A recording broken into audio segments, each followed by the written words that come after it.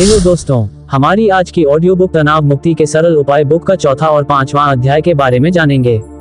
यदि आपने इससे पहले के अध्याय नहीं देखा है तो चैनल के प्लेलिस्ट में जाकर देखें।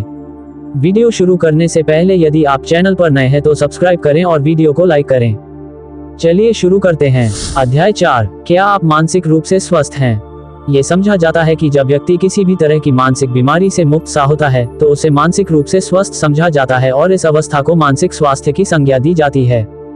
परंतु कुछ चिकित्सकों का कहना है कि मानसिक स्वास्थ्य को मानसिक बीमारी मुक्त कहना उपयुक्त नहीं है, क्योंकि मानसिक रूप से स्वस्थ व्यक्ति में भी कभी कभी मानसिक बीमारी के लक्षण जैसे आवेगशीलता, सामवेगिक अस्थिरता, अनिद्रा के लक्षण दिखाई पड़ते हैं। इसलिए आधुनिक मनोवैज्ञानिकों ने मानसिक स्वास्थ्य को समायोजनशीलता की क्षमता को मुख्य कसौटी मानकर परिभाषित किया है। मानसिक स्वास्थ्य तात्पर्य वैसे सीखे गए व्यवहार से होता है जो सामाजिक रूप से अनुकूल होते हैं और जो व्यक्ति को अपनी जिंदगी के साथ पर्याप्त मुकाबला करने की अनुमति देता है। मानसिक स्वास्थ्य में कई आयाम सम्मिलित होते हैं: आत्मसम्मान, अपनी अंतःशक्तियों का अनुभव, सार्थक एवं उत्तम संबंध रखने की क्षमता तथा मनोवैज्ञानिक श्रेष्ठता। मानसिक बीमारी से उत्पन्न चिंतन, भाव एवं व्यवहार व्यक्ति के लिए दुखदायी या विघटनकारी होता है। व्यक्ति में समस्या किसी न किसी दुष्क्रिया से उत्पन्न होती है।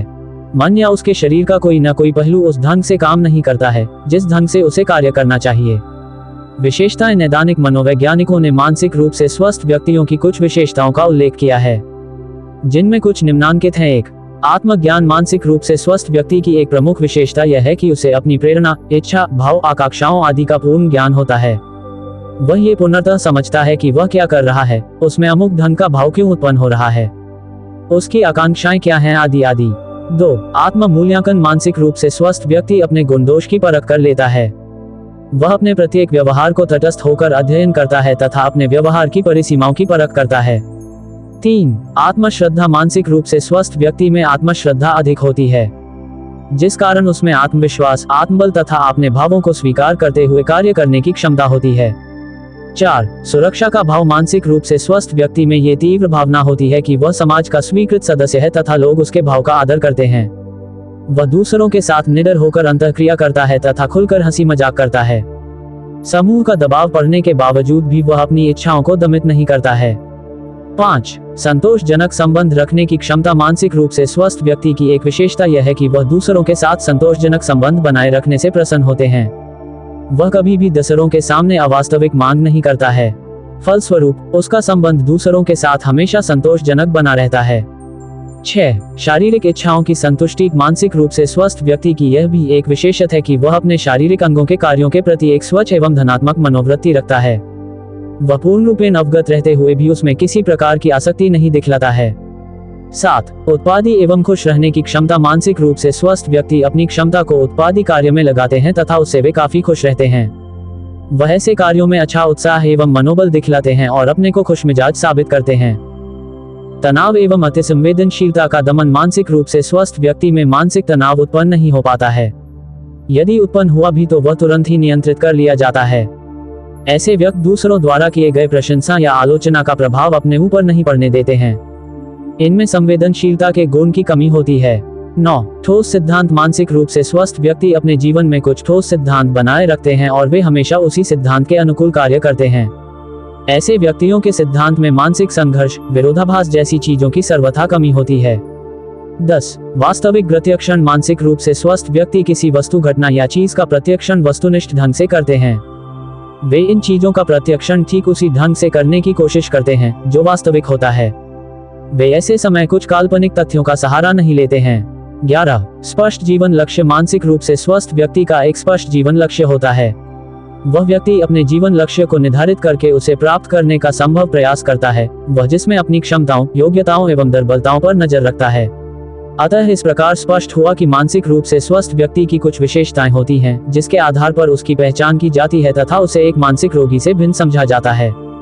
अध्याय 5, क्या आप हमेशा दुखी और नाखुश रहते हैं? वन में एक तरफ यदि सुख है तो दूसरी तरफ व्यक्ति हमेशा खुश रहे ये संभव नहीं, किंतु हर समय दुखी रहना, किसी से संबंध न रखना आदि गंभीर रोग के लक्षण हैं। क्या धन, पद या सामाजिक सम्मान जीवन में आपको आनंद नहीं देते? क्या आप हमेशा अपराध बोध से ग्रस्त रहते हैं? क्या आप पार्टियों में जाकर भी उबने लगते हैं? कहीं भी मन नहीं लगता? अगर उपरोक्त सभी सवालों का जवाब हाँ में है तो आप ऐसी प्रसन्नता रहित स्थिति से ग्रस्त हैं। जिसे ग्रीक भाषा में एनहेडोनिया कहते हैं, यानी रोग मुंह लटकाने का।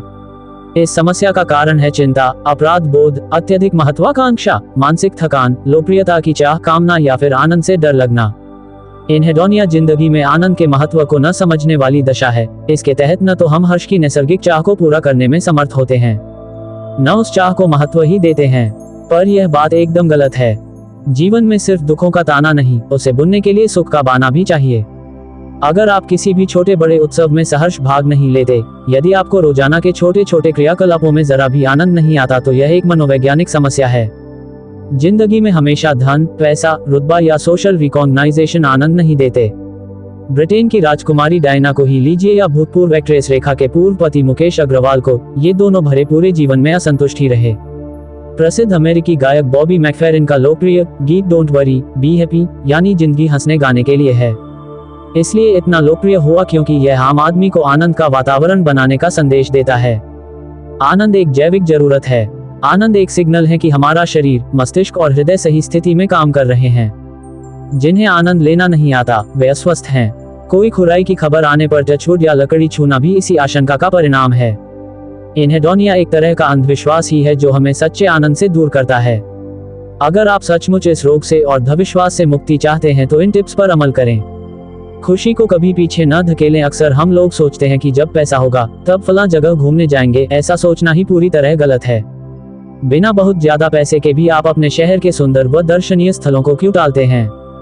जब हम लड़की की शादी कर लेंगे तभी अपने बारे में कुछ सोचेंगे, ये सोचना भी गलत है। अपने को नेग्लेक्ट करते रहने से आपकी एनर्जी जरूर कम होगी और आप शादी की व्यवस्था ठीक से नहीं कर पाएंगे। सार संक्षेप यही है कि आज की खुशी कल पर कतई न टालें। उच्च स्तरीय आनंद ही लक्ष्य नहीं, आनंद को लेकर बहुत ऊंचा स्तर न फिक्स करें। हमेशा 5 स्टार, उत्कृष्ट या बहुत महंगे सुख की खोज ठीक नहीं होती। ऐसा आनंद रोजाना या हर एक को मयस्सर नहीं होता, यानी हताशा ही हाथ लगती है। छोटे और सहज सुख बहुत स्थायी आनंद देते हैं। उदाहरण के लिए किसी साफ सुथरे ढाबे पर बैठकर खाना, कोई पुरानी फिल्म देखना, अच्छी टिक्की या चाट खाना, अच्छी किताब मिल जाना, अपने बगीचे में फूलों का खिलना इत्यादि। विलासिता आनंद नहीं, महंगे कपड़े, खर्चीले दूर, महंगे फर्नीचर, गहने, मोबाइल फोन, लेटेस्ट कार और इन जैसी अनेक चीजें आनंद का पूर्ण विराम नहीं। इस आनंद में स्थायित्व नहीं है। सहज सामान्य आनंद स्थायी भी होता है और कम खर्चीला भी, ताजगी बख्श भी।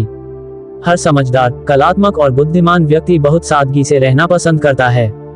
स्वांतः सुखाय जरूरी है हर समय अच्छा काम करके तारीफ पाना और आनंदित होना, सही नहीं, क्योंकि आम आदमी इतने उदार नहीं होते कि हर समय आपके कामों की तारीफ करें। ऐसे में क्या आप मुंह लटका कर जिएंगे? आपको खुद अपने काम में आनंद लेने की आदत डालनी होगी, तभी बात बनेगी। जो काम में रुचि दे वही करें। जिस काम में आपको दिलचस्पी हो उसे करना ही आनंद है और उसे करके ही एनहेडोनिया से बच सकते हैं। आनंद के अलावा जिस काम को करने में आपको गर्व का अनुभव हो वही आपका आनंद है। आनंद को अपराध बोध से न जोड़ें। जब आप हल्के मूड में व किसी भी चीज का आनंद ले रहे हो तो उस समय दूसरों के अभाव के बारे में बिल्कुल न सोचें। जैसे जब आप किसी दर्शनीय स्थल की यात्रा पर निकले हों तो पीछे छूटे हुए व्यक्तियों के बारे में ये सोचकर दुखी न हो कि हाय बेचारे, वे नहीं आ सके। आनंद की असीमित परिभाषा लिखें। हमेशा खुश रहने वाले लोगों को गौर से देखें। वे हर छोटी बात में आनंद खोज लेते हैं। उनके लिए बच्चों से बात करना, घर की सफाई करना, नौकरों से बातचीत करना, सब्जी लाना आनंद के स्रोत हो सकते हैं। कुछ लोग थोड़ा सा घूम टहल कर पेड़ पौधों की देखभाल खुश हो लेते हैं। कुछ महिलाएं नई नई रेसिपी आजमा कर, कुछ स्वयं नई रेसिपी बनाकर बहुत आनंदित होती हैं। कुछ महिलाएं कपड़ों के नए डिजाइनों पर काफी अच्छी चर्चा कर लेती हैं, तो कुछ पुरानी वस्तुओं को नया करने के तरीके सोचती हैं। आनंद का संसार असीमित है। लब बोलू आप सार यही है कि आप हर समय खुश नहीं रह सकते, लेकिन आप कभी भी खुश नहीं होते थे या कोई भी बात आपको खुशी नहीं देती तो ये बहुत दुखद है। ये भी याद रहे कि हर समय खुश रहने के लिए अपने आप को मजबूर भी न करें। कभी शांत, गंभीर, चिंतनशील रहना चाहें तो ये भी आपका अधिकार है। इसके आगे का अध्याय देखने के लिए चैनल की प्लेलिस्ट में जाएं। धन्यवाद।